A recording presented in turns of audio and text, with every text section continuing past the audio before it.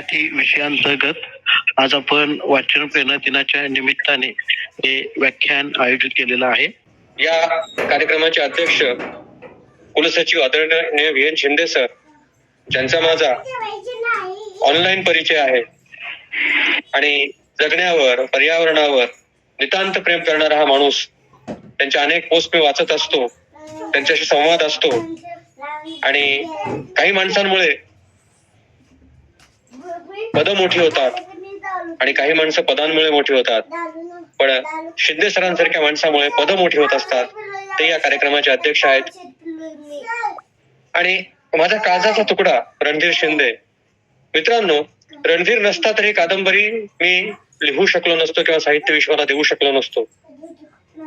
मराठी समीक्षेतलं हे फार मोठं नाव आहे. माझ्यासाठी तो अंतिम शब्द आहे मराठी समीक्षेतला.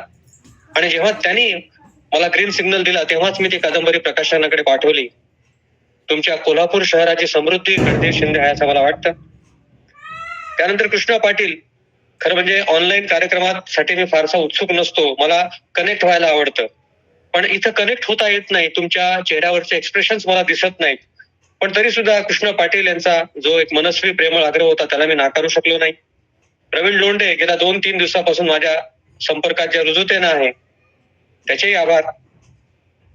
मला वाटतं पहिल्यांदा सुष्मिता ताईंनी या व्यासपीठावर नदिष्ट विषयी काही चिंतन मांडलं होतं.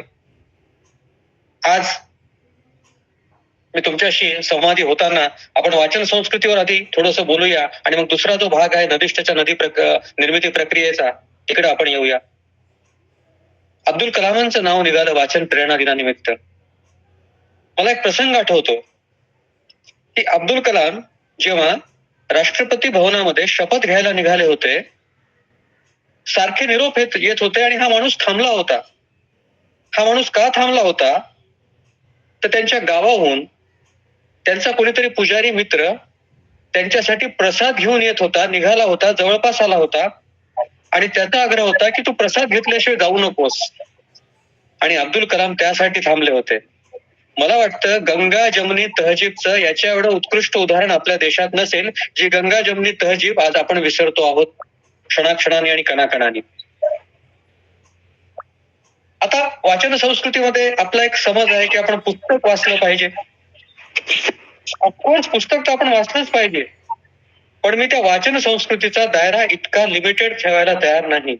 आपण पुस्तक वाचलं पाहिजे, आपण माणूस वाचला पाहिजे, आपण निसर्ग वाचला पाहिजे. पुस्तक का वाचलं पाहिजे मित्रांनो? मी तुम्हाला अब्राहम लिंकनचे एक उदाहरण सांगतो. अब्राहम लिंकन हा जेव्हा तुमच्यासारखा विद्यार्थी होता ना, तेव्हा तो दर शनिवारी रविवारी आपल्या गावातून 40 किलोमीटर लांब असलेल्या एका गावी जात असे. कारण त्या गावच्या उमरावाची सरदाराची लायब्ररी फार प्रगल्भ होती, जास्त पुस्तकं तिथं होती.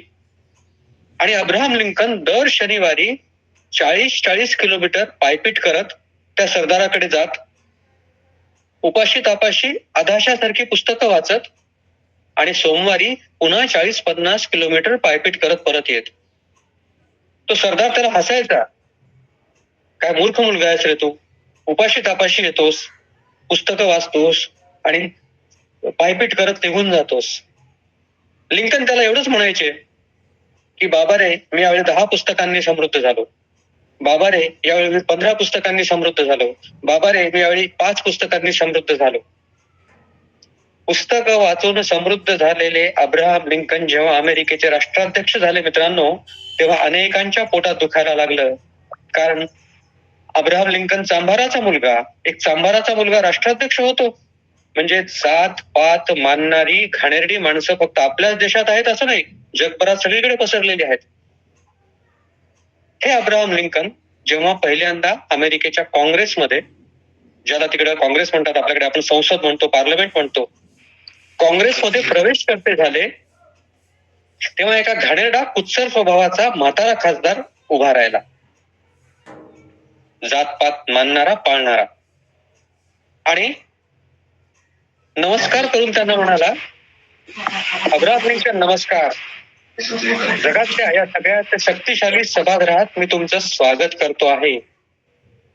आणि माझ्या पायातले हे जे बूट आहेत ना, हे बूट तुमच्या वडिलांनी शिवलेत बरं का. बघा केवढा मोठा अपमान. आपण असतो अब्राहम लिंकनच्या जागी तर त्याला सभागृहातून बाहेर फेकून दिलं असतं, तोफेच्या तोंडी दिलं असतं, आणखीन काय काय काय काय केलं असतं. पण आपण जे काही केलं असतं त्याची नोंद इतिहासात झाली नाही. पुस्तक वाचणाऱ्या अब्राहम लिंकननं जे केलं त्याची नोंद मात्र कायम इतिहासात झाली. अब्राहम लिंकन चालत चालत चालत त्याच्याजवळ गेले, त्यांना मनोभावे नमस्कार केला आणि म्हणाले, धन्यवाद खासदार महोदय, अशा आनंदाच्या क्षणी तुम्ही मला वडिलांची आठवण करून दिलीत. आणखीन एक सांगतो, माझे वडील जेवढे चांगले चांभार होते ना तेवढं चांगलं राष्ट्राध्यक्ष मला होता येणार नाही. तुमचेच बूट काय, या सभागृहातल्या बहुसंख्य लोकांचे बूट माझ्या वडिलांनी शिवलेत. आणखीन एक सांगून ठेवतो, तुमच्यापैकी कोणाचे बूट, माझे वडील जाऊन आता बरेच दिवस झालेत, तुमच्यापैकी कोणाचे बूट फाटले असतील, टाचा झिरले असतील, खराब झाले असतील तर माझ्याकडे पाठवून द्या, रिकाम्या वेळात तुम्हाला मी ते दुरुस्त करून पाठवून देतो. काय उत्तर आहे मित्रांनो. म्हणजे असं उत्तर अब्राहम लिंकन का देऊ शकले? कारण ते पुस्तक वाचायचे. तुम्ही म्हणाल की सर अब्राहम लिंकनच्या जीवनात असं झालं, तुमच्या जीवनात पुस्तकांच्यांनी काय केलं? मित्रांनो, माझ्या जीवनात पुस्तकांनी मला इमान शाबूत ठेवायला शिकवलं. मी आयुष्यात पहिलं वाचलेलं पुस्तक वयाच्या मला वाटतं 5वी-6वीत असेल, श्रीमान योगी हे पुस्तक मी वाचलं. आणि त्यातला एक प्रसंग कायम माझ्या मनात कोरला गेला. तुम्हालाही माहित असेल शिवा न्हाव्याचा प्रसंग.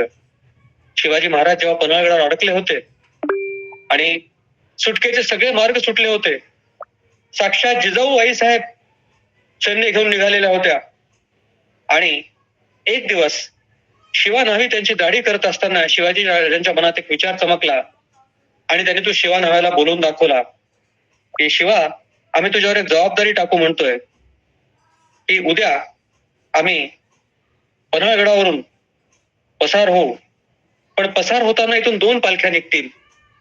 एक, कारण शिवा न्हावी बराचसा शिवाजी महाराजांचा दिसत होता असं म्हणतात. एक पालखी तुझी असेल म्हणजे सोंगातला शिवाजी, आणि एक पालखी आमची असेल. तुझी पालखी पकडल्या जाईल, शत्रू बेसावध होईल आणि तोपर्यंत आम्ही विशाळ गड गाठलेला असेल. शिवा न्हावी म्हणतो, महाराज आता विचार बदलू नका, माझ्या जीवाचं सोनं होईल. आणि ठरल्याप्रमाणे दुसऱ्या दिवशी त्या पन्हाळगडावरून 2 पालख्या निघतात आणि शिवा न्हाव्याची पालखी पकडल्या जाते आणि महाराज शिताफीनं लांब निघून जातात. मग त्याला त्या सिद्धी जोहर पुढे आणलं जातं, त्या सोंगातल्या शिवाजीला, शिवा न्हाव्याला. आणि सिद्धी जोहर आपल्या दाढीवर हात फिरवत म्हणतो, क्यों राजे, हमको क्या अफजल खान समजे, आमच्यात वेड्यातून पळून जायचा विचार करत होतात. तो सोंगातला शिवाजी म्हणतो, हा कोशिश कर रहे थे. तेवढ्यात मद्याचे प्याले आणले जातात आणि शिवा न्हावी मद्य प्यायला नकार देतो. तेवढ्यात अफजल खानाचा मुलगा फाजल खान तिथे येतो आणि म्हणतो, दगा दगा दगा, शिवाजी महाराज राजा तर कधीच पळून गेलाय, हा तर सोंगातला शिवाजी आहे. सिद्धी जोहर संतापाने लाल होतो, आपली कट्यार काढतो आणि त्याला विचारतो, हो रे, तू काय सोंगातला शिवाजी आहेस?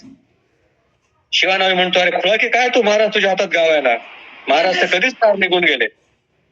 आणि तो सिद्धी जोहर ती कट्यार शिवा न्हाव्याच्या पोटात खुपसतो.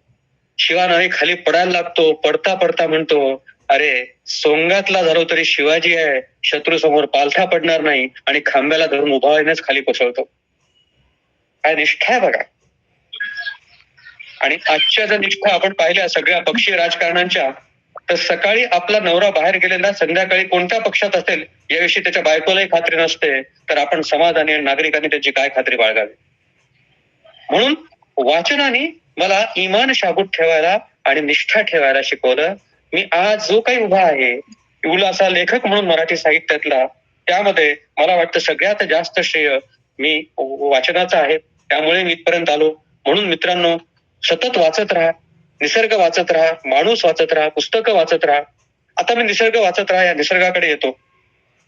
माझं लहानपण खेड्यात गेलं. म्हणजे इतकं रिमोट प्लेस होतं की 4थी पर्यंत शाळा होती, पुढे शाळा पण नव्हती. 5-6 किलोमीटर पायी जावं लागत असेल. पण मला आपलं शिक्षण खेड्यात झालं याचा कधीही न्यूनगंड वाटला नाही. उलट त्या खेड्यामुळेच माझ्या जगण्याच्या, माझ्या डोक्याच्या, माझ्या डोळ्याच्या कक्षा रुंदावत गेल्या असं मला वाटत राहतं. त्या ग्रामीण भागामध्ये आमचा एक म्होरक्या होता, आमच्या मुलांचा. त्याचं नाव हुलबा. आणि हा हुलबा निसर्ग वाचायचा असतो हे त्याच्या जगण्या वागण्या बोलण्यातून कळत न कळत माझ्या कॉन्शियस लेवलवर, कॉन्शियस किंवा सबकॉन्शियस लेवलवर बसत गेलं की निसर्ग सुद्धा ही वाचायची गोष्ट आहे. हा हुलबा मधमाशाचं पोळं मोठा हुकमी उठवायचा. आम्ही पोरं 4-2 दिवस त्या मधमाशाच्या पोळ्याचा मुआयना करायचो. आणि हुलबा सांगायचं, बाबांनो, मधमाशा नुसता मध गोळा करत नाही, मध गोळा बी करते आणि हारीनं मांडून बी ठेवती. त्यातली एक माशी जरी चुकली तरी सगळं मधमाशाचं पोळं खाली येते बघा. निसर्गातली सरळ साधी सोपी घटना आपण अनेकांनी पाहिलेली. पण ज्या मधमाशांना आपल्या एवढी बुद्धी नाही, आपल्या एवढे अवयव नाहीत, पण ती सुद्धा मध मांडून ठेवायला चुकत नाही, म्हणजे केवढ्या शिस्तीत ती जगते. मग आपण सुद्धा जगता वागताना असंच शिस्तीत जगलं पाहिजे. हे संस्कार कळत न कळत मला निसर्ग वाचताना होत गेले. साधी गोष्ट आहे हो. जाई जुईचं फूल तुम्ही कधी वेलीवरून पडताना पाहिलंय का? पाहिलं नसेल तर काळजीपूर्वक पहा. ते जाई जुईचं फूल वेलीवरून पडताना स्वतःशी गिरक्या घेत सावकाश खाली पडतं. असं वाटावं की त्याला गुरुत्वाकर्षणाचे कुठलेही नियम लागू नाहीत की काय. पण ते फूल, तो निसर्ग तुम्हाला सुचवत असतो की मित्रांनो, अहम, इगोच्या ओझ्याने जड होऊ नका. धपकन खाली पडाल. हलके राहा. खाली पडलात तरी त्या पडण्याची अजिबात इजा होणार नाही. तेवढं सुंदर, साधं, सोपं तत्वज्ञान हे जाई जुईवरून पडतानाचं फूल तुम्हाला सांगत असतं. मित्रांनो, आपण देवाला फुलं वाहतो. ज्यांना व्हायची त्यांनी व्हावीत. नदिष्ठ मधलं माझं आवडतं वाक्य आहे किंवा माझ्या जगण्याचं तत्वज्ञान आहे की आपण आस्तिक असलो तर इतके टोकाचे आस्तिक असलो पाहिजे की एखाद्याचं नास्तिकपण सुद्धा प्राणपणाने जपता आलं पाहिजे. आणि आपण नास्तिक असो तर इतके टोकाचे नास्तिक असलो पाहिजे की एखाद्याचं आस्तिकपण सुद्धा आपल्याला प्राणपणाने जपता आलं पाहिजे. झाडावरची फुलं आपण तोडतो. मला असं वाटतं की ती झाडावरची फुलं तोडण्यापेक्षा देवाला वाहण्यासाठी आपण त्या फुलावरून अलगद हात फिरवला आणि तुम्हाला ज्या देवाला व्हायचंय त्या देवाचं नाव घेतलं आणि ते फूल त्या देवाला अर्पण केलं, तर एकच फूल अनेक देवांना तुम्ही अर्पण करू शकाल आणि ते फूल पुन्हा झाडावर तसंच अबाधित राहील. आता तुम्ही म्हणाल, सर बोलायला काय लागतं? मित्रांनो, माझ्या जगण्यातून हे आलं. त्या काळात माझ्या आई वडिलांनी आंतरजातीय विवाह केला होता.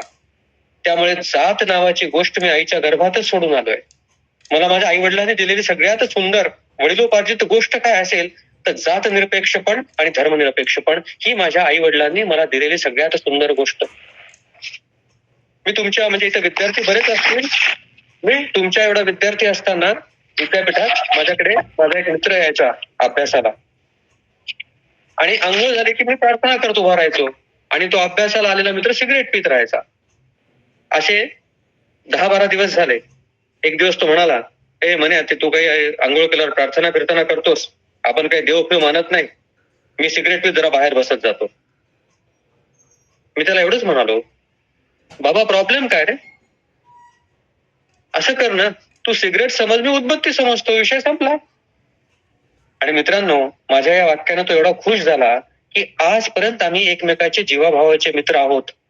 आपली अशी वर्तणूक 2 मित्रांमध्ये अधिक चांगला संवाद साधत असते. एवढंच नव्हे तर 2 धर्मामध्ये अधिक चांगला संवाद साधत असते. मी त्याला जर म्हणालो असतो, तुला कळत नाही का, मी प्रार्थना करतो आणि तू सिगरेट पितोस, तर 2 माणसांमध्येच दरार पडली नसती, तर 2 माणसांमध्ये, धर्मांमध्ये सुद्धा दरार पडली असती. आपल्या छोट्या छोट्या कृतीतून आपण या दरारी कमी करू शकतो.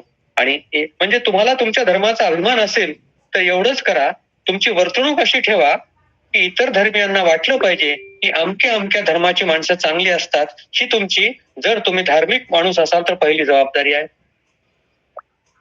आणि मग हा निसर्ग वाचायची सवय मला लागली. त्यानंतर माझं बोट गाव सुटलं, मी शहरात आलो आणि माझं बोट जिम कार्बेटने पकडलं. म्हणजे निसर्ग वाचायचा असतो ही हुलबानं शिकवलेली बाराखडी पुढे जिम कार्बेटनं अधिक चांगली गिरवून घेतली. कोण होता जिम कार्बेट? जिम कार्बेट शिकारी होता का? येस, ऑफकोर्स शिकारी होता. शिकारी लेखक होता का? येस, ऑफकोर्स शिकारी लेखक होता. 15-15 मैल अनवाणी पायानं जंगलात पायपीट करणारा तो अडाणी होता का? खेडूत होता का? येस, ऑफकोर्स होता. पण त्याही पेक्षा जास्त जंगलाची, झाडांची, पशुची, पक्ष्यांची, प्राण्यांची भाषा समजून घेणारा तो सच्चा आदिवासी होता. एक प्रसंग त्याच्या आयुष्यातला मी नेहमी सांगत असतो की त्याचा रॉबिन नावाचा एक कुत्रा होता. आणि अनेक शिकारीच्या प्रसंगात, जिकिरीच्या प्रसंगात, नरभक्षक वाघांच्या कत्तली करताना या रॉबिन नावाच्या कुत्र्याने त्याला प्राणपणाने साथ दिलेली असते.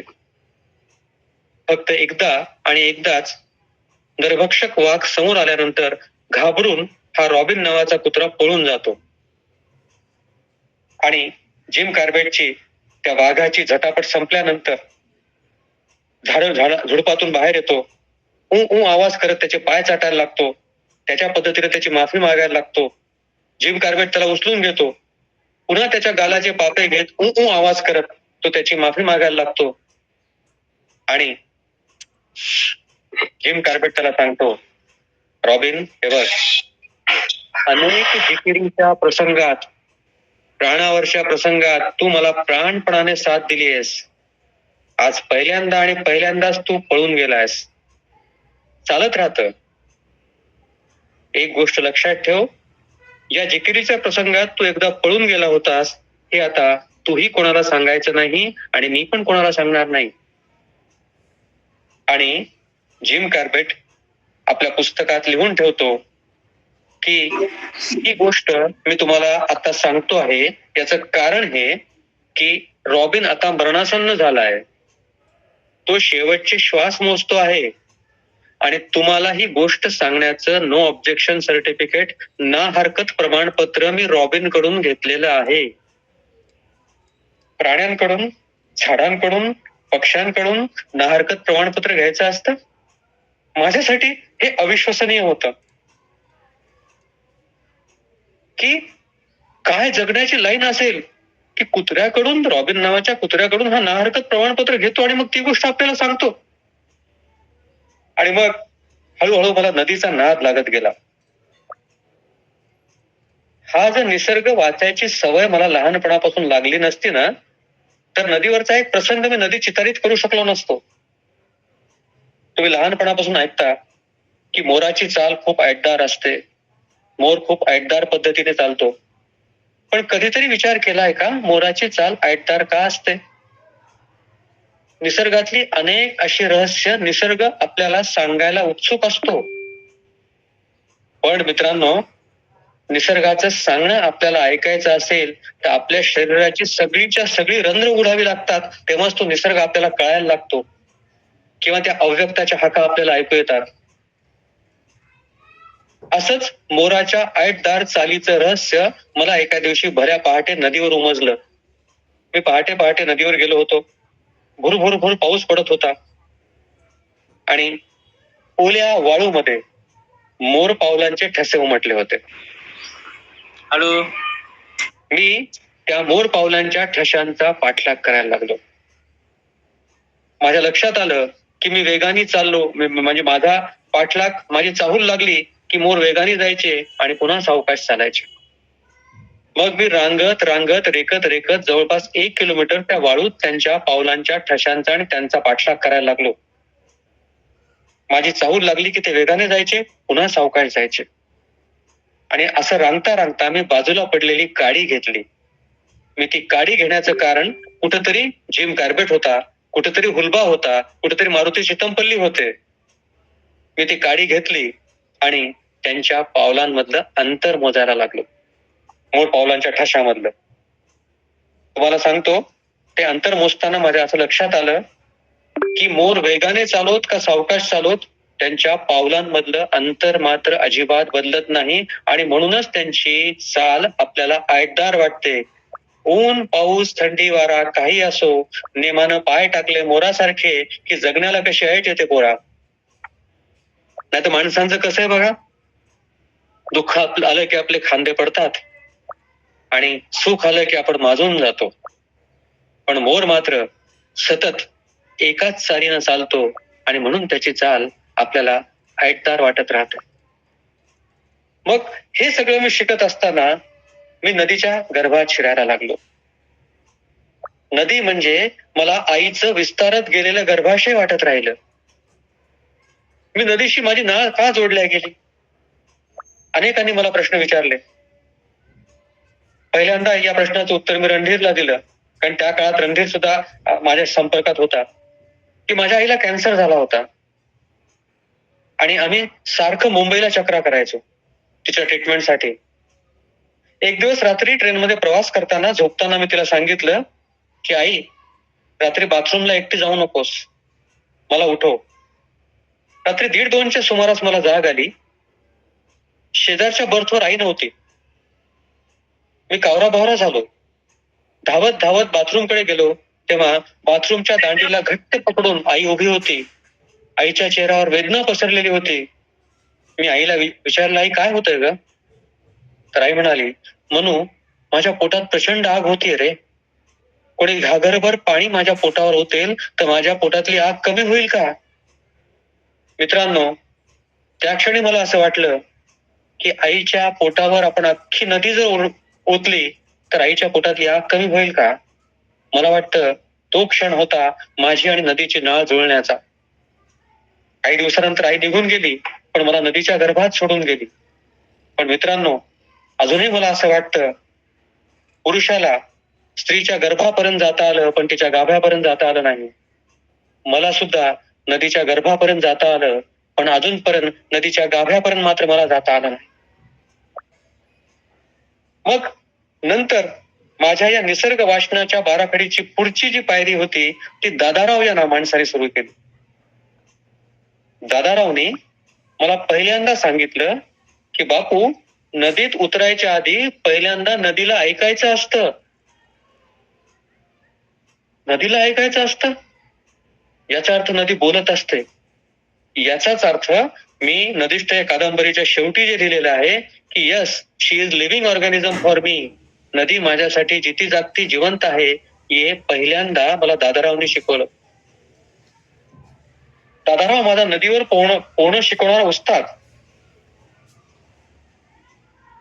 आणि एकदा कोजागिरीच्या रात्री मला असं वाटलं की गच्चीवर बसून चांदणं पाहण्यापेक्षा जर नदीत चांदणं कसं उतरतं हे आपण पाहायला काय हरकत आहे. म्हणून रात्री 11:30 वाजता मी माझी मोटरसायकल काढली आणि इथं काळेश्वर नावाचा एक डॅम आहे, जो हजारो मृत्यूच्या कहाण्या घेऊन दरवर्षी वाहत राहतो. 11:30 वाजता मी नदीवर गेलो. मारुती मंदिराच्या खाली मोटरसायकल ठेवली, पाठीमागं कोणी पाहू नये, आपल्याला डिस्टर्ब करू नये म्हणून. त्यावेळी त्या डॅमवर मासे पकडत नव्हते, आता मासे पकडतात, वाळूचा उपसाही होतो, सगळंच होतं. आणि नदीत उतरलो. अशा माझ्या छातीला हातभर मासे लागत होते. सप सप सप पोहत मी नदीच्या मधोमध गेलो आणि असा उतारणा नदीत झोपलो. काय सांगू मित्रांनो तुम्हाला, अलौकिक हा शब्द आपण अनेक वेळा ऐकलेला आहे, पण अलौकिक काय असतं हे त्या दिवशी मला पहिल्यांदा उमजलं. तुम्ही पण डोळ्यासमोर चित्र उभं करा की असा मी उतारणा झोपलोय, माझ्या अंगाखाली नदी अंथरली आहे आणि वरतून कोजागिरीचं शुभ्र धवल चांदणं माझ्या अंगावर नदीत पडत आहे. म्हणजे मला त्या दिवशी समजत नव्हतं की ते शुभ्र धवल चांदणं नदी पिऊन आपली युगानुयुगाची तहान भागवत आहे का ते शुभ्र धवल चांदणं पिऊन नदी आपली युगानुयुगाची पाप धुवून काढते आहे, जी आपणच तिच्यात बुडवलेली आहेत. मी अवाक होऊन गेलो, सभोवाराला विसरलो, मला कशाचंच भान नव्हतं. म्हणजे इतकं ते अलौकिक असं दृश्य माझ्या समोर तरळत होतं की ते शुभ्र धवल चांदणं नदीत पडत आहे, नदी प्रकाशून गेलेली आहे आणि त्या शुभ्र धवल चांदण्याचा काही भाग माझ्या अंगावर पडतो आहे आणि नदीचा स्पर्श मला होतो आहे. पण मित्रांनो, आपलं दामन, आपली अवकात फार छोटी असते. या अलौकिकात आपण फार काळ रमू शकत नाही. ते अलौकिक आपल्याला असं बाहेर फेकून देतं. थोड्या वेळानं त्या अलौकिकातून मी बाहेर पडलो आणि इम्रोजच्या ओळी मला आठवल्या. गंगा जिस्म धोती है सोच नहीं, गंगा जिस्म धोती है सोच नहीं, पाप सोच करती है जिस्म नहीं. काय ओळी आहेत बघा. गंगा जिस्म धोती है सोच नहीं, पाप सोच करती है जिस्म नहीं. हे मला आठवलं. मी लौकिकात आलो आणि पुन्हा परतून नदीच्या बाहेर आलो आणि माझ्या मनात एकच विचार की आता आपण दादारावला सांगायचं की दादाराव, आता मी खरा तुमचा शागिर्द झालोय. मी रात्री 11:30 वाजता गोदावरी नदी पोहून पार केली आहे. आता मी खरोखर तुमचा शागिर्द आहो. आता असे त्यांच्या स्टाईलमध्ये सांगायचं याची मी वाट पाहत होतो. 2 दिवसांनी मला दादाराव भेटले आणि मी त्यांच्या स्टाईलमध्ये त्यांना म्हणालो, दादाराव उगनव काय मामुली समजावला का तुम्ही मला? म्या कोजागिरीच्या रात्री आपला काळेश्वरचा डॅम पोहून पार केला. हा उगनव. मला वाटलं ते आपल्याला जवळ घेतील, कौतुकाची थाप पाठीवर मारतील, त्यांच्या डोळ्यात कुठलं ना कुठलं कौतुक दिसेल. पण यापैकी काहीही त्यांनी केलं नाही. ते एवढंच म्हणाले की बाबा रे, रात्रीच्या नदीत उतरायचं नसतं, नदी झोपलेली राहते. मित्रांनो, काही वाक्य इन द लाईन वाचायची असतात, काही वाक्य इन बिटवीन द लाईन वाचायची असतात, तर काही वाक्य बियॉन्ड द लाईन वाचायची असतात. दादारावचं हे वाक्य बियॉन्ड द लाईन वाचायसारखं होतं की रात्रीच्या वेळी नदीतले जीवजंतू त्यांची भावसमाधी असते आणि त्यांची ती भावसमाधी डिस्टर्ब करण्याचा आपल्याला काही अधिकार नाही. या अर्थानं नदी झोपलेली राहते. एवढं मोठं तत्वज्ञान दादाराव मला सांगून गेले. ही माणसं मला भेटली, ही माणसं मला बोलली, मी यांच्याशी संवादी झालो. म्हणजे तो कालू भैया आणि त्याची प्रेयसी, म्हणजे ती अगडबंब देहाची प्रेयसी आणि कालू भैया. माझी मोटरसायकल दिसली की ती अगडबंब देहाची प्रेयसी पूर्णपणे उभं राहून मला नमस्कार करायची. मला कळायचंच नाही की इतका आदर मला का करते.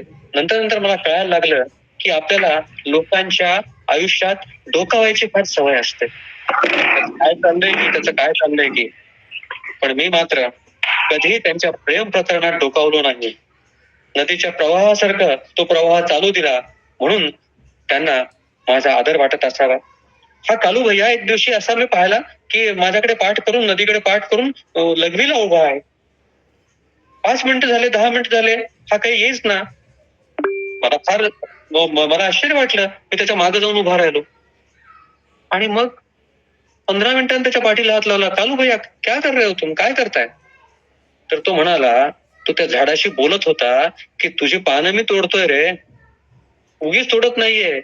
माझ्या म्हशीला गड्डा झालाय आणि तुझी पानं गरम करून त्याचं पोटीस बांधलं की ते गड्डा इरगळून जाते रे, म्हणून तुझी पानं तोडायला. बरं का बापू, नाराज होऊ नको. कालू भैयामध्ये मला त्या दिवशी कोणीतरी सुफी संत, आज आठवत नाही, सुफी संत आठवला की जो झाडांना त्याची औषधी गुणधर्म विचारायचा आणि ती झाडं त्याला सांगायची आणि मगच तू ती पानं तोडायचा औषधासाठी म्हणून. बामणवाड नावाचा तिथला जो काही झिंगाभोई बामणवाड आहे, काय सांगावं मित्रांनो की सकाळी पहाटे त्याची माझी भेट व्हायची. तो तिकडून त्याची किश्ती, थर्माकोलच्या कश्तीला तो किश्ती म्हणायचा. तो तिकडून किश्ती सोडायचा आणि मी इकडून देह सोडायचो. आणि किश्ती सोडताना तो असा पुकारा करायचा, छनोछनी करावा हाची विचार, ऐसे घात करी काळ सावधान. आणि पलीकडच्या काठावर आमची गाठभेट व्हायची. आम्ही गप्पा मारायचो. आज बाम भेटला, कतला भेटला आणि हे भेटला. साहेबा तुला एक दिवशी चांगली माशी शिजवून खाऊ घालतो नदीवर रात्रीच्या, ये म्हणायचा. आणि आमच्या गप्पा झाल्या की तो मासे विकायला आणि मी माझा दिवस विकायला निघून यायचो. हा बामणवाड 1.5-2 महिने माहीमच होऊन गेला, आलाच नाही. मी दिवसाचे रात्रीचे सगळे प्रहर नदीवर जाऊन आलो, पण मला बामणवाड आढळलाच नाही.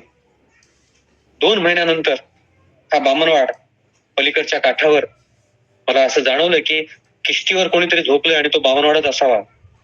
मी सपासप हात मारत गेलो आणि बामणवाड किश्तीवर लंबालाट पडलेला मला दिसला आणि 2 महिन्यात तो खंगून बारीक झालेला होता. मी मोठ्याने ओरडलो असा दम घेत, की वामनवाड छनोछनी काळ आणि मासे संपत चालले की हो, कुठे गायब होतात? तो उठला, खिन्नपणे आपल्या किष्टीवर बसला. तो कष्टीला किष्टी म्हणायचा आणि माठ पाझरावा तसा पाझरायला लागला. म्हणाला, वामनवाड काय झालं? काय सांगू साहेबा, 2 महिन्यापूर्वी सांच्या पारी एक चांगल्या घरातली बाई नदीवर आंघोळ धुवायला आली.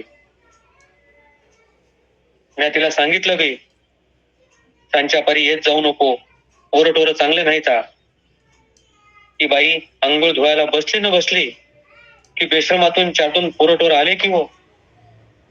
त्याने त्या बाईला ओढलं की जीवाच्या भीतीनं मी आधी गबगार बसलो.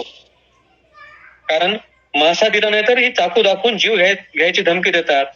आणि अर्धा घंटा मला त्या बेश्रमातून त्या बाईच्या कन्याचे आणि टाचा घासण्याचे आवाज ऐकू येऊ लागले. अर्ध्या घंट्यानं अंगभर विस्कटलेली ती बाई माझ्यामोर आली की हो. रणधीर, या ठिकाणी तो जे वाक्य वापरतो ना, त्यासाठी एखादा प्रतिभावंत लेखक जन्माला यावा लागतो. काय म्हणाला वामनवाड मला, की अर्ध्या घंट्यानं ती अंगभर इस्कटलेली बाई माझ्यामोर आली की हो. त्या दिवशी तिच्या डोळ्यातल्या पाण्यापरीस नदीचं पाणी मला कमजोर वाटलं. आणि नदी बाई माणूस की हो. आणि एका बाई माणसासमोर एका बाई माणसाची आबरू लुटताना मी काही म्हणता काही करू शकलो नाही. म्हणून मला नदीला माझं तोंडच दाखवा वाटलं नाही साहेबा, म्हणून मी नदीवर आलो नाही. आज आये दिन बलात्काराच्या बातम्या ऐकताना वामनवाडची प्रतिक्रिया मला फार मोलाची वाटते, की ज्या नदीच्या मासे पकडण्यावर त्याच्या कुटुंबाचं पोट पाणी होतं, पण एका बाईवर होताना बलात्कार आपण निमूटपणे पाहिला. गोदामाई सुद्धा बाई माणूस, त्या बाई माणसाला काय वाटलं असेल असा विचार करत हा 2 महिने उपाशी तापाशी पोरांची आबाळ पाहत बसला. मला वाटतं आज आये दिन होणाऱ्या बलात्कारांच्या नृशंस बातम्यामध्ये एका पुरुषाला काय वाटतं हे अगदी अधोरेखित करून ठेवण्यासारखं आहे. या लोकांनी मला समृद्ध केलं. या लोकांनी वेगळ्या अर्थाने मला जगणं शिकवलं. मित्रांनो, मला राग, लोभ, द्वेष हे फार टेम्पररी येतात. आणि तुमच्यापैकी एखादं कोणी माझ्याशी वाईट वागलं तर मी दुसऱ्या दिवशी पहाटे नदीवर जातो आणि तिला सांगतो, माय हे पण तुझ्या पदरात, आणि सोडून देतो. आणि दुसऱ्या दिवशीपासून ताजा तवाना जगण्याला आजही मी सांगतो की नदीष्टची 25वी आवृत्ती आली असली तरी मनोज बोरगावकर दुय्यम आहेत, नदी वाहत राहिली पाहिजे. कृष्णा पाटील सर, प्रवीण गेल्या 2020 नंतर दर आठवड्याला ऑनलाईन माध्यम किंवा डायरेक्ट माध्यमातून कमीत कमी 100-150 लोकांशी मी जोडल्या जातो दर आठवड्याला. आणि इतक्या लोकांशी मी जोडल्या जातो याचा मला कौतुक वाटत नाही, याचा मला अभिमान वाटत नाही. एवढ्या लोकांची नदी जोडल्या जाते आणि उद्या नदीत निर्माल्य टाकताना, घाण टाकताना, कचरा टाकताना ही माणसं 10दा विचार करतील, हे जाणीवेनं मी अगदी आनंदित होतो. आणि मला असं वाटतं की माझ्या इवल्याशा कृतीचं एवढं मोठं समर्थन सार्थक माझ्या वाचकांनी केलेलं आहे. आता मी शेवटाकडे येतो, सगुण नावाच्या पात्राकडे येतो.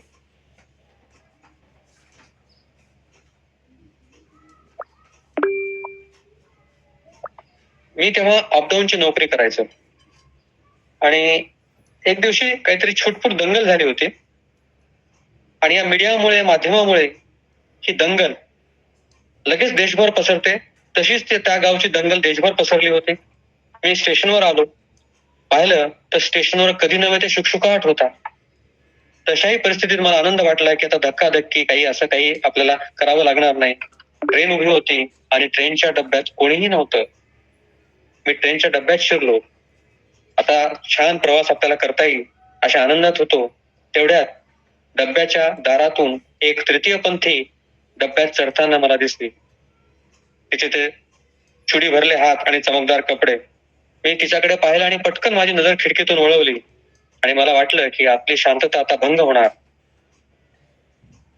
ती तृतीयपंथी तिथून चालत चालत चालत माझ्यापर्यंत आली. मला डोळ्याच्या आपल्याला तिरप्या ह्याच्यातून दिसत असतं. मी बाहेर जरी पाहत असतो तरी माझं लक्ष होतच. आणि ती आली आणि माझ्या समोरच्या बेंचवर बसली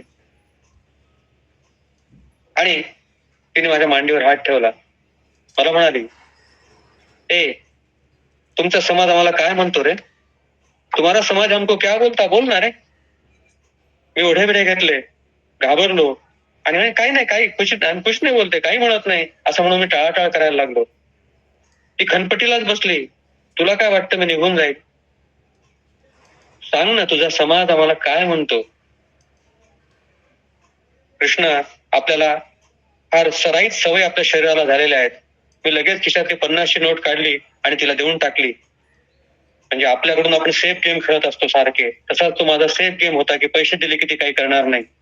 आणि मग मी तिला म्हणालो, जेव्हा ती खनपट्टीलाच बसली, की हमारा समाज तुमको हिजडा बोलता. मित्रांनो, हिजडा शब्द बोलताना मला वेदना होतात. मी क्षमा मागून हा शब्द वापरतो. मी तिला म्हणालो की आमचा समाज तुम्हाला हिजडा म्हणतो. ती करून हसली.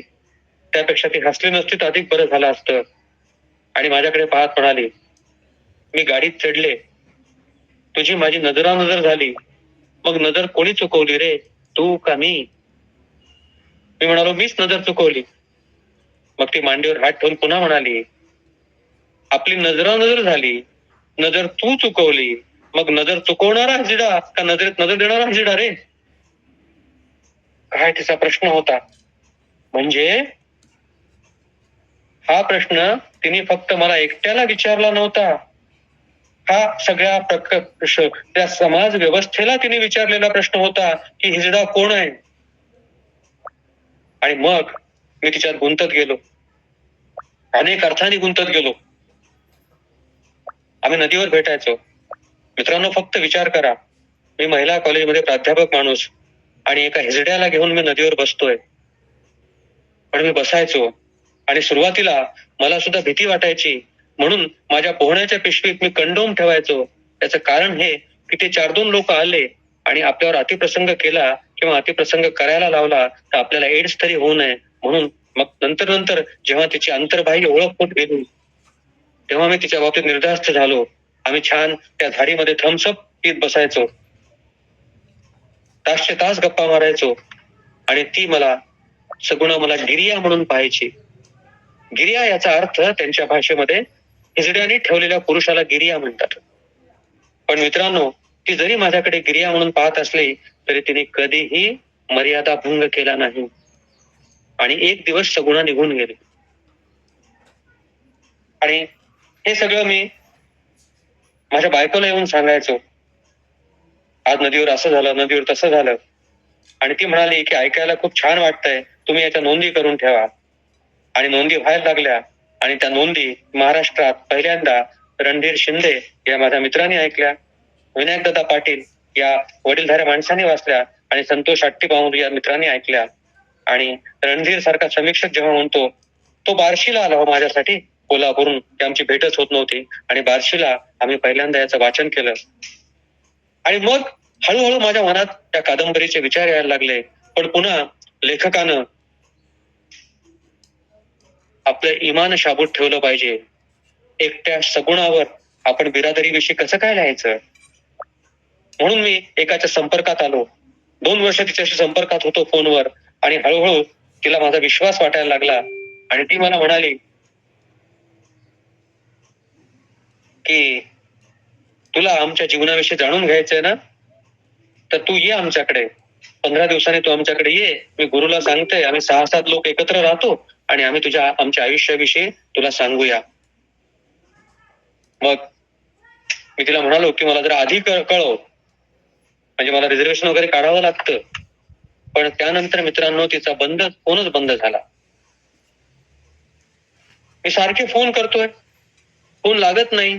शेवटी 15व्या दिवशी तिचा फोन आला आणि म्हणाली की मी म्हणालो, आदिती क्या होगा, तूने फोन नहीं उठाया, फोन स्विच ऑफ है, फोन नहीं लगाया, मी तुला भेटायला कसं काय येणार? तर ती म्हणाली की आता भेटायला यायचं वगैरे विसरून जा रे, माझा ऍक्सिडेंट झालाय आणि माझं मागचं पार्श्वभागाचं हाड तुटलंय आणि आता मी ऍडमिट आहे, मला 2-3 लाख रुपये खर्च येणार आहे, तू हे भेटायचा वगैरे विषय विसरून जा. आणि आता गुरु करेल रे खर्च, पण खूप अवघड आहे हे सगळं. आणि मग मला सुद्धा खूप कसं तरी वाटलं. त्याच दिवशी नेमकी कोरा कागद निळी शाई ही राजहंसची मला रॉयल्टी आली होती. ती मनी ऑर्डर, तेव्हा आतासारखे ऑनलाईन पेमेंटचे दिवस नव्हते, मी तिला मनी ऑर्डर पाठवून दिली आणि मनाशीच खूणगाठ बांधली की आता काय, आता आपली काय आदितीची भेट होऊ शकत नाही, हा विषय संपला. पण मित्रांनो, जर आपली भावना शुद्ध असेल तर ही कायनात आपल्याला तहेदिल मदत करत असते. मुलांना, तुम्हाला मी एक गोष्ट नेहमीसाठी सांगून ठेवतो की दुसऱ्यांचा सन्मान करणं, आदर ठेवणं हा आपला संस्कार आहे. आणि तो सन्मान, तो आदर त्यांना स्वीकारता येत नसेल तर ते त्यांचे संस्कार आहेत म्हणून त्यांना विसरून द्या आणि सोडून द्या. मग 8-10 दिवस गेले आणि मला रात्री फोन आला. तेव्हा असे कॉर्डलेस फोन होते. तो कॉर्डलेस फोन घेऊन मी बसलो होतो आणि फोन आला. "कौन है रे तू? अदिति का आशिक है क्या?" "नहीं नहीं, आप कौन बात कर रहे?" तर ती म्हणाली, "मी अदितीची गुरु आहे आणि तू पैसे का पाठवलेस अदितीला?" "हा, अच्छा अच्छा, आप गुरु हो क्या?" मग मी तिला सगळी कहाणी सांगितली की 2 वर्षापासून आम्ही संपर्कात होतो आणि तिने मला बोलवलं होतं, पण तिचा ऍक्सिडेंट झाल्याचं कळालं आणि म्हणून मी त्यासाठी असे पैसे थोडेसे फुल फुलाची पाकळी म्हणून पाठवली. त्यात माझा काही वाईट हेतू नव्हता वगैरे वगैरे सांगितल्यानंतर ती त्या रात्री 11:30 वाजता मला म्हणाली, "देख रे, लोग हमारे आशीर्वाद के लिए तरसते हैं. मैं रात के 12 बजे तेरे को आशीर्वाद दे रही हूँ की तू आजा हमारे पास. आमच्या जिंदगीचं जे काही चांगलं वाईट असेल ते सगळं तुला सांगायला आम्ही तयार आहोत. तू केव्हा वाटेल तेव्हा ये. आमच्या घराचे दरवाजे तुझ्यासाठी उघडे आहेत." आणि मित्रांनो, 2 महिन्यानंतर मी त्यांच्याकडे गेलो. काय रिवाज आहेत या लोकांचे. म्हणजे आपण त्यांना वंचित म्हणतो, त्यांचा तिरस्कार करतो. पण एक विधान मी अत्यंत जबाबदारीने करू इच्छितो की या देशाची जी काही संस्कृती आहे, ती संस्कृती इथल्या वंचितांनीच प्राणपणाने सांभाळलेली आहे. आणि मग मी तिथे गेलो. गेल्या गेल्या त्यांनी मला जेवायला बसवलं. डायनिंग टेबल त्यांनी गाणं बजावणं करून जवळपास 1 कोटीचा वाडा बांधला होता. मी जेवायला बसलो. पण कोणी वाढायलाच येईना की आपलं पण एकटं कसं वाढून घ्यायचं आणि जेवायचं. मग मी आवाज दिला. तिथे ज्या लोकांच्या ओळखी झाल्या होत्या, राणी आदिती वगैरे वगैरे, "राणी, खाना परोसो ना." तर ती म्हणाली, "देख रे, हमारे में रिवाज है, खाने वाले के सामने नहीं आते. जाने अनजाने में हम गिन लेते, 1 रोटी खाई, 2 रोटी खाई, 10 निवाले खाए, 20 निवाले खाए, खाने वाले को नजर लग जाती, इसलिए हम खाने वाले के सामने नहीं आते. तेरा तू खा ले, तू खा, उसके बाद आम्ही खाऊ, जेवू आणि आमच्या नंतर गुरु खाईल." काय रिवाज आहेत मित्रांनो. आणि माझा प्लॅन असा होता की आपण दिवसभर तिथं थांबावं. मी माझी गाडी पोस्टाच्या आवारात ठेवली होती की आपण दिवसभर तिथं राहावं आणि रात्री पुन्हा वापस यावं आणि पुन्हा दुसऱ्या दिवशी जावं. पण ते 6-7 लोक होते, मी एकटा होतो, रिस्क कोण घेणार. मग मी संध्याकाळी गुरुकडे गेलो, तिचा निरोप घेतला. "गुरु, अब मैं जाता मैं कल आता." तर तिने मला असं विचारलं, ते गुरु म्हणजे सुद्धा लाल चुटूक ओठ, असं जाजम टाकलेलं, त्याच्यावर सगळे पितळ्याच्या तांब्यामध्ये सगळा पानाचा ठेला असतो, तसा पानाचा ठेला ठेवलेला आणि पान लावून खायचे आणि मला पान खाऊ घालायचे. तर तिने पान चावत चावत मला म्हणाली, "अरे तेरे को कल आना है तो जाताच काय करू." माझ्याकडे फक्त 5-6 क्षण होते. मी जर निघून आलो असतो तर त्यांनी माझ्यावर जो विश्वास टाकला असता, तो विश्वास त्यांचा निघून गेला असता. म्हणून मी एवढंच म्हणालो की "हा गुरु मैं रह लेता." मी थांबतो. त्यावेळी तिने माझ्या गालावरून असे हात फिरवले आणि कडकड तिच्या कानशिलावर ते हात मोडले, बोटं मोडली. आणि मित्रांनो, त्या बोटांच्या कडकडीचा आवाज आजही मला नदिष्ठच्या पानापानातून ऐकू येतो. आणि नदिष्ठ मनात आणि कागदावर आकार घ्यायला लागले. जगण्याच्या या प्रवासात नदिष्ठनं लौकिक अर्थानं खूप खूप दिलं. जेवढी अपेक्षा मी स्वतः सुद्धा लेखक म्हणून केली नव्हती. पण सगळ्यात चांगली गोष्ट मला काय दिली असेल मित्रांनो, तर मला अधिक नम्र व्हायला शिकवलं. ही लौकिक अर्थानं नदिष्ठनं दिलेली मला फार मोठी गोष्ट होती. कधीतरी मी तिखोनोव या रशियन लेखकाचं एक वाक्य ऐकलेलं होतं, रवींद्रनाथ टागोरांविषयीचं. रशिया का बुल्गेरियामध्ये रवींद्रनाथ टागोरांवरचं डाक तिकीट प्रकाशित झालं होतं आणि त्या भाषणामध्ये तिखोनो असं म्हणाले होते की रवींद्रनाथ टागोर यांच्या लेखणीचं इश्क हे इन्सानियतशी आहे, माणुसकीशी आहे आणि म्हणून ते अजरामर लेखक ठरले. त्या दिवशीपासून मी सतत मनाशी प्रार्थना करत आलो की माझ्या जगण्याचं आणि माझ्या लेखणीचं इमान हे नेहमी इन्सानियतशी इश्क असो. एवढीच प्रार्थना मी आजवर करत आलो आणि यापुढे हीच प्रार्थना करत राहील आणि यासाठी तुमच्या सगळ्यांच्या शुभेच्छा माझ्यासोबत असाव्यात. मला वाटतं शरद ठकार जॉईन झालाय, माधव जॉईन झालाय. या माणसांनी माझ्यावर निरातिशय प्रेम केलं. मी दररोज गोदावरीला जातो.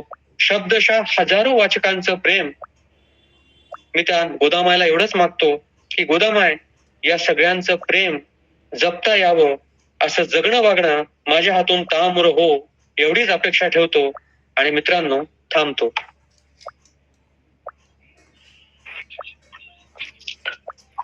धन्यवाद सर. अंगावती शहारे यांनाही आपल्या या कादंबरीची निर्मिती प्रक्रिया आहे. आपल्या कादंबरीतील आपल्या भूतकाळाशी आणि वास्तव भूतकाळाशी जोडणारा एक समतोल भाव या आपल्या कादंबरीतून पाहायला मिळतो. आपल्या सभोवतालच्या निसर्गाशी माणसांशी तोडून घेत जगणं सांधणारा दुवा म्हणजे नदी. जगणे वाहत ठेवणारी ही नदी. या नदी प्रवाहात आपणास अनेक माणसं दिसली. त्यांच्या अनेक गोष्टी आपल्या या कादंबरीमध्ये पाहायला मिळाल्या. प्रत्येक पात्राची ही भिन्न आणि वेगळी अशी गोष्ट आहे.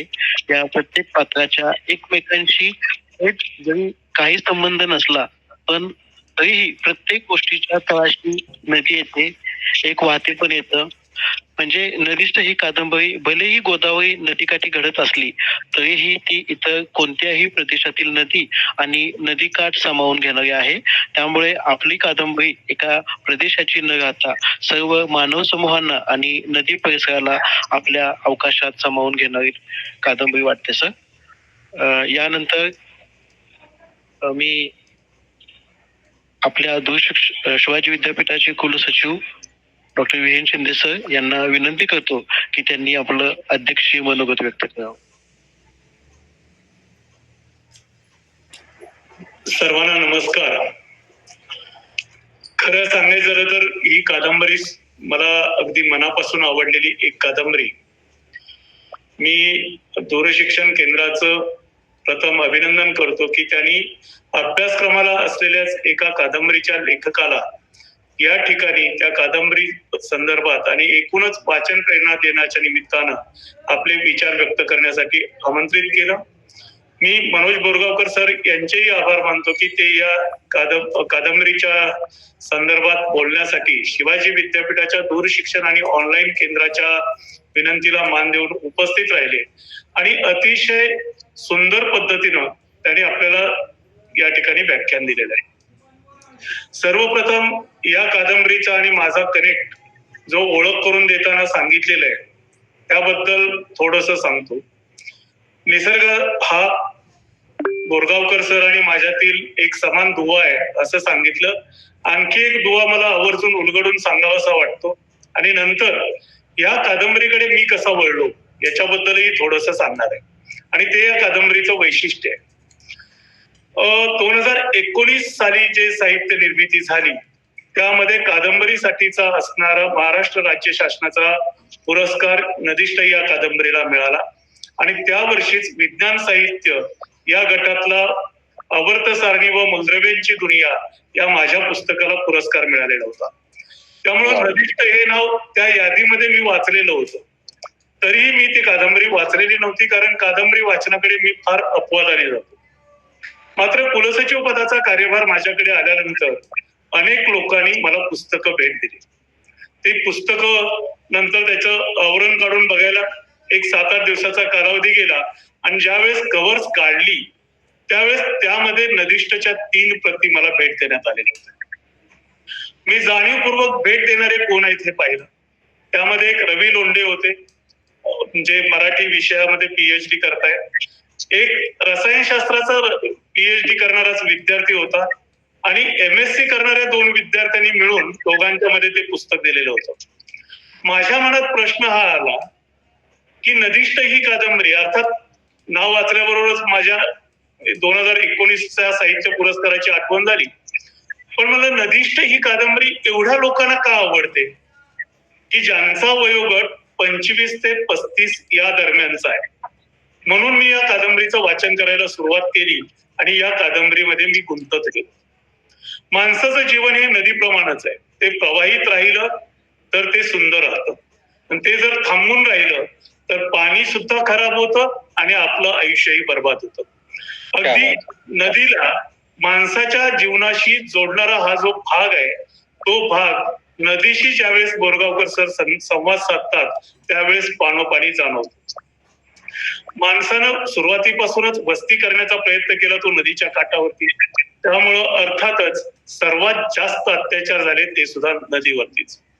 असं असताना एक नदीचा सहवास, नदीच्या आजूबाजूचा परिसर, त्या ठिकाणी येणारी माणसं, त्या माणसांशी झालेले संवाद, त्यातून वेगवेगळ्या प्रकारच्या माणसाशी आलेले संबंध, त्यातून त्यांच्या आयुष्यातले उघडलेले दरवाजे, या सगळ्यांचा उहापोह या कादंबरीत मांडत असताना एक संघ असं कथासूत्र कुठंही नसताना तरुणांच्या मनात एवढी घर करून ही कादंबरी का बसली?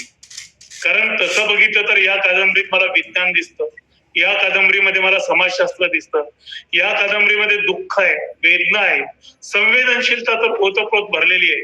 सरांनी आता जो त्या कादंबरीतला एक प्रसंग सांगितला की ज्याचं पोट मारीवरतीच आहे असा माणूस त्या एका घटनेनं स्वतःतला पुरुषार्थ हरवून गेला की काय, ही भावना त्याच्या मनात घर करून राहते आणि नदीला तोंड दाखवायला 2 महिने तयार होत नाही. अशा अनेक गोष्टी या कादंबरीमध्ये असताना तरुणांच्या मनात ही कादंबरी घर करून राहते.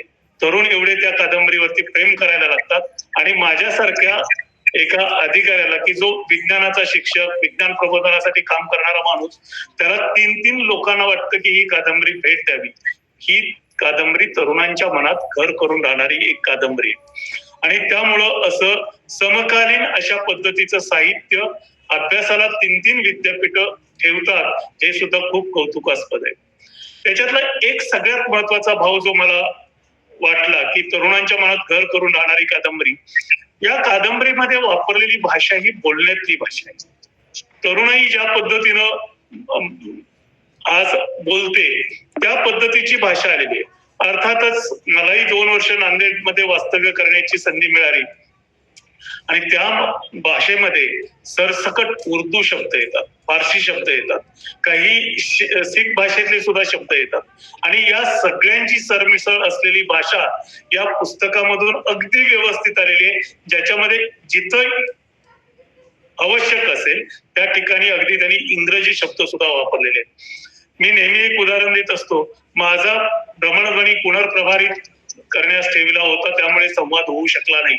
अशी अगदी प्रमाण मराठी भाषा जर वापरली तर ती समजत नाही, पण मोबाईल चार्जिंगला लावलेला होता आणि त्यामुळे आपण बोलू शकलो नाही, हे अगदी पटकन कळतं. तशी ही भाषा तरुणांना अगदी जवळची वाटणारी आहे. आणि मग याच्यातून दादाराव सारखा माणूस जो खरं सांगायचं झालं तर असं तत्वज्ञान या कादंबरीतून मांडतो की जे तत्वज्ञान अगदी पर्यावरण शास्त्राची पदव्युत्तर पदवी घेतलेला माणूस सुद्धा सांगत नाही.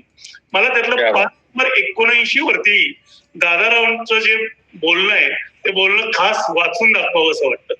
मी या कादंबरीचं अगदी मनापासून वाचन केलेलं आहे, पण तो भाग माझ्याकडून पण एखादं वाक्य सुटू नये म्हणून मी माझ्या हातातही आत्ता नदीष्ट आहे, अतिशय सुंदर मुखपृष्ठ, तितकीच आतली रचना आणि जागोजागी दिलेली अगदी चित्र, हे सगळं या कादंबरीला आकर्षक बनवण्यामध्ये महत्वाची भूमिका निभावतं. पण दादारावचं जे स्वगत आहे, स्वगत असल्यासारखं सांगणं जे आहे कालूभैयाला, कालूभैया हे एक सामान्य माणसाच्या मनातलं बोलून जातो की नदी का कोकली, तिने सगळी वाट लावली, तिचा जो लौकिक आहे त्या लौकिकाला बट्टा लावला. आणि त्यावेळेस दादारावांचं जे वाक्य आहे, नदीला आलेला महापूर म्हणजे तिची भडास आहे, वर्षानुवर्षापासून साठवून राहिलेली माणसांची पापं तिने जरी किती दिवस साठवून ठेवावी, अजीर्ण झाली असतील तिलाही ती. काय काय खेळ नाही करत आपण तिच्या आयुष्याशी, तिच्या खळखळणाऱ्या प्रवाहाला जागोजागी बांध घालून आपण तिला व्यसन घालतो. बांध घालायलाही तिची हरकत नसते, पण तिच्या सोयीने तिच्या अंगोपंगाला, वाहण्याला इजा होणार नाही किमान याची तरी दखल आपण घेतली पाहिजे. आपण तेही करत नाही. हिच्या पाण्याचा आपण व्यापार करत राहतो.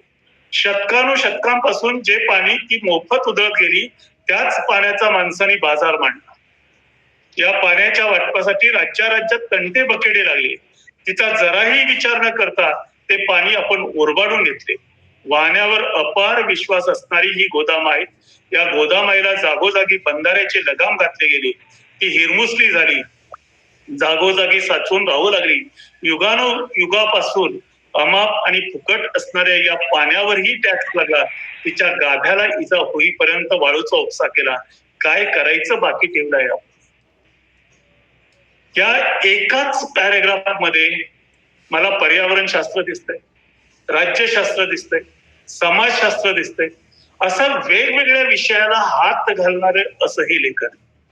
अतिशय समृद्ध अशा प्रकारची ही कादंबरी शिवाजी विद्यापीठानं सुद्धा अभ्यासाला ठेवलेली आहे. आणि या कादंबरीचे लेखक आज आपल्या समोर आलेले आहेत आणि त्यांनी या कादंबरीच्या निर्मिती मागची संपूर्ण प्रक्रिया अत्यंत सुंदर भाषेत विशद केलेली आहे. त्यांनी सुरुवातीला वाचन प्रेरणा दिनाच्या निमित्तानं मनोगत व्यक्त केलं आणि मी शेवट वाचन प्रेरणा दिनाच्या निमित्तानंच या कादंबरीला तर आपण आवर्जून वाचलं पाहिजे, मनापासून वाचलं पाहिजे. मात्र ते वाचन कसं असावं याच्याबद्दल भाष्य करून मी आपली रजा घेईन. वाचाल तर वाचाल हे सगळेच जण सांगतात. सरांनी सांगितलं माणसं वाचली पाहिजेत, समाज वाचला पाहिजे, निसर्ग वाचला पाहिजे, नदी वाचली पाहिजे, प्रत्येक घटक वाचला पाहिजे.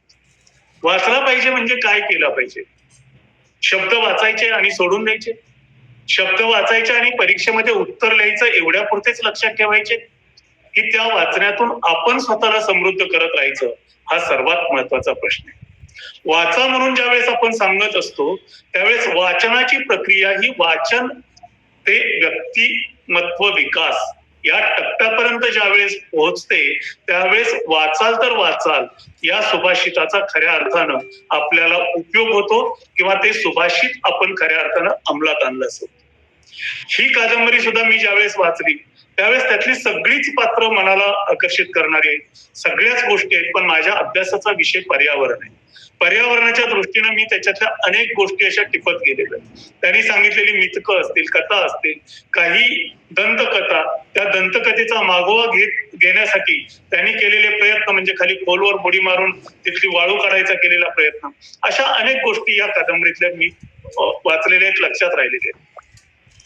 मात्र त्याच्यामध्ये त्यांनी पर्यावरणाबद्दल जे विचार मांडले, नदीबद्दल जे विचार मांडले, हे माझ्या लक्षात कायमस्वरूपी राहणार आहे. शब्द न शब्द तसाच्या तसा माझ्या लक्षात राहत नाही, मी एक पाठी नाही हे मान्य करतो. मात्र त्याच्यामध्ये त्यांनी जे सांगितलेलं आहे ते विचार माझ्या निश्चितच लक्षात राहिलेले. तर आपण ज्या वेळेस एखादी गोष्ट वाचतो, मग ते पुस्तक असेल, निसर्ग असेल, झाडं असतील, आणखी काही असेल, त्यावेळेस ते आपल्या मेंदूमध्ये साठवून ठेवलं पाहिजे. या साठवून ठेवलेल्या गोष्टी ज्या आहेत त्या आपण फावल्या वेळेत आठवल्या पाहिजेत, आठवून त्याच्यावरती चिंतन केलं पाहिजे. जे बोरगावकर सरांनी या कादंबरीच्या लेखनापूर्वी सातत्यानं केलेलं पदोपदी दिसतं. ते चिंतन ज्या वेळेस करायला लागतो त्यावेळेस आपल्याला नवीन नवीन काही काही सुचायला लागतं. आपली स्वतःची एक विचार धारणा बनायला सुरुवात होते, विचारधारा आपल्या मनामध्ये विकसित व्हायला सुरुवात होते. ज्यावेळेस आपल्या मनामध्ये विचार सुचायला सुरुवात होते त्यावेळेस आपोआपच ते आपल्या उच्चारातून बाहेर पडायला सुरुवात होते. आणि उच्चार ज्यावेळेस आपण एखाद्या गोष्टीचा करायला लागतो, एखादा विचार आपल्या उच्चारातून समाजापर्यंत पोहोचायला सुरुवात होते, त्यावेळेस आपलं आचरण सुद्धा त्या अनुरूप होतं. त्यामुळं वाचलेल्यातलं आपल्याला जे महत्वाचं वाटतं ते साठवणं, साठवलेल्या गोष्टीवरती विचार करणं, विचार करायला सुरुवात केल्यानंतर उच्चार आचार हे आपोआप बदलत जातात आणि आपण व्यक्तिमत्व विकासापर्यंत पोहोचतो. तर या ठिकाणी अनेक मान्यवर उपस्थित आहेत. हे माझं जे विचार आहेत ते खरं सांगायचं झालं तर विद्यार्थ्यांच्यासाठी सर्व विद्यार्थ्यांनी या दृष्टीनं या कादंबरीचं वाचन करावं, या कादंबरीपासून सुरुवात करावी आणि वाचण्यापासून व्यक्तिमत्व विकासापर्यंत जायचा प्रयत्न करावा. निश्चितच आपल्याला एक वेगळा विचार सापडेल, आपली एक विचारधारा बनेल आणि आपण त्याच्याप्रमाणे आपल्या व्यक्तिमत्वामध्ये अतिशय चांगले बदल करू. मी शिवाजी विद्यापीठाच्या अभ्यास मंडळाचं सुद्धा अभिनंदन करतो की त्यांनी अशी तरुणाईला मनाला आवडेल अशा पद्धतीची कादंबरी, जिच्यामध्ये वेगवेगळ्या विषयाच्या अंगाने सांगोपांग विचार केलेला आहे. सर्व प्रकारची विचारसरणी मांडणी, समाजातले अनेक घटक या कादंबरीमध्ये आपल्याला भेटतात, दिसतात. अशा प्रकारची एक नितांत सुंदर कादंबरी आपल्याला अभ्यासाला उपलब्ध करून दिलेली आहे. आणि या कादंबरीच्या निमित्तानं आपण वाचन प्रेरणा दिनाच्या निमित्तानं प्रत्येकानं ही कादंबरी खऱ्या अर्थानं घ्यावी, वाचावी. अशा प्रकारचे 25 आवृत्त्या निघाल्या. शिवाजी विद्यापीठाच्या सर्व विद्यार्थ्यांनी ही कादंबरी घेतली म्हणजे आणखी 26वी आवृत्ती निघेल अशातला काही भाग नाहीये. त्याच्या आणखी जास्त आवृत्त्या निघणार आहेत, कारण आणखी 25 वर्ष तरी ही कादंबरी युवकांच्या हातातून सुद्धा खाली राहणार नाही. तर असं हे नितांत सुंदर पुस्तक आपल्या अभ्यासाला आहे. त्याच्यापासून आपण प्रेरणा घेऊन आपल्या आयुष्यामध्येही निश्चित बदल करावेत. एक समृद्ध व्यक्तिमत्व तुमच्यातून विकसित व्हावं अशा सर्व विद्यार्थ्यांना शुभेच्छा देतो.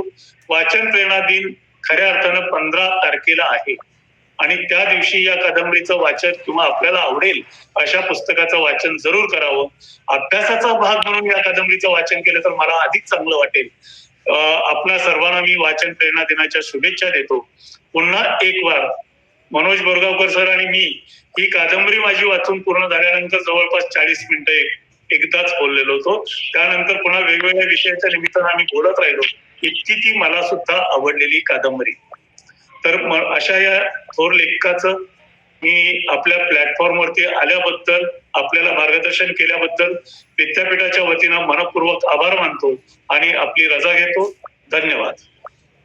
तर तुमच्यासारखीच माणसं पदावर जावं, त्या पदाचं सोनं होईल अशी एक विनंती मी गोदामायला करतो. धन्यवाद सर.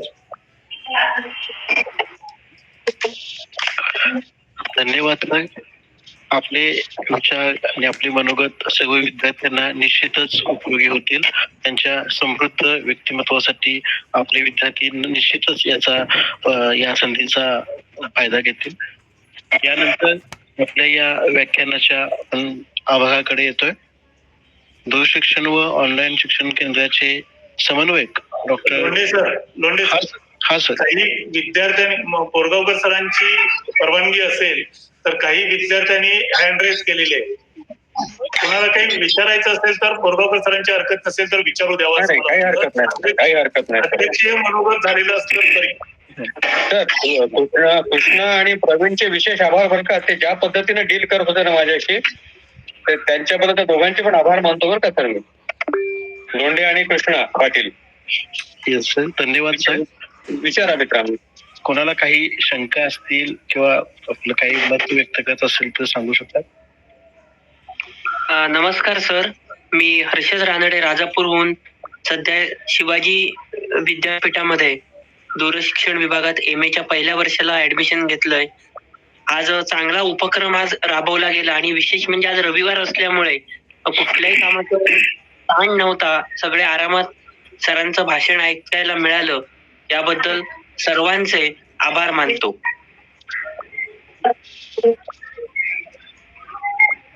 Hello sir. बोल.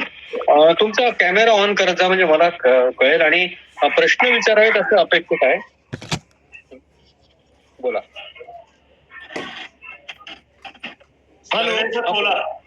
हा सर, तुमच्या कादंबरीमध्ये जे माणसांच्या बद्दलचं लिहिता त्या वानरांनी जे हरणाचं पाडस पळवून त्याची जी हत्या केली, त्यानंतर ते झाड सुद्धा मुकं होऊन 25 वर्षे चिंचा लागत नाहीत, हा मनाला खूप भावलेला प्रसंग आहे.